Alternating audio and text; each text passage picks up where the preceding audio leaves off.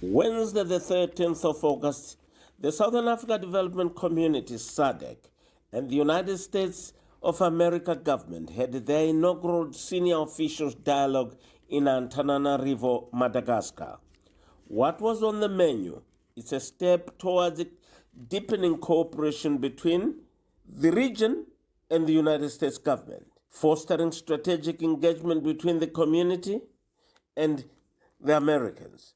The drafted terms of reference is to establish a framework for regular engagement between SADC and the United States, serving as a clearinghouse and preparing discussion at ministerial level, peace, security, and democratic governance, and conflict prevention were some of the issues on the menu. The idea is to find ways of deepening the cooperation and relationship between the U.S. and SADC.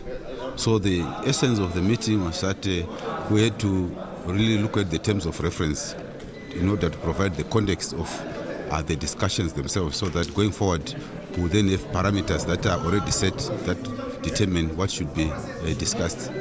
We also wanted to know the new U.S. government policy towards SADC because it's a new administration which we didn't fully understand. So we had the opportunity to ask the right questions to get them to explain. But we also took advantage as SADC to make sure that we were going to tell them about our own priorities as provided for in the Regional Indicative Strategic Development Plan and in the SADC Vision 2050, so that they would also understand how they can assist and how we can work together. Here, the Democratic Republic of the Congo conflict is a case in point, where the United States has managed to bring the belligerents to talking terms. Madame Angele Makombo Ntumbi, the Deputy Executive Secretary of SADC, addressed the delegates, giving an account of how best they can tap into each other's strength. Our regional integration agenda remains anchored in our SADC Vision 2050 and guided by the Regional Indicative Strategic Development Plan, as you all know as RSDP 2020-2030.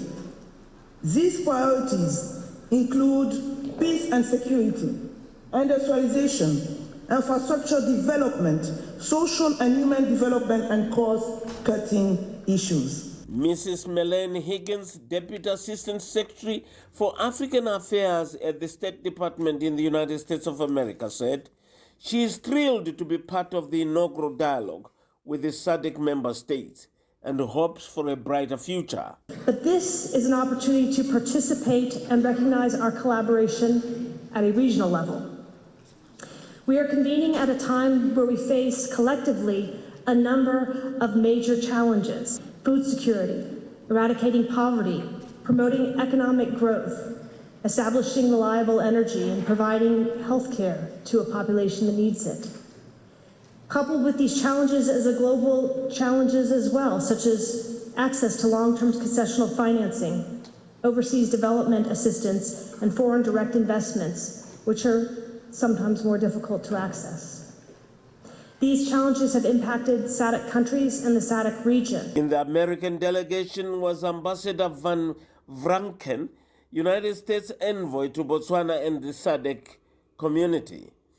If everything goes well, the two groups hope to accelerate it to ministerial level. Zimbabwe was well represented by Ambassador Albert Chimbindi and the two other ambassadors, Mukono Eshuro and Hamadziripi, who are also here in Antananarivo, Madagascar, preparing for the summit at the end of this week.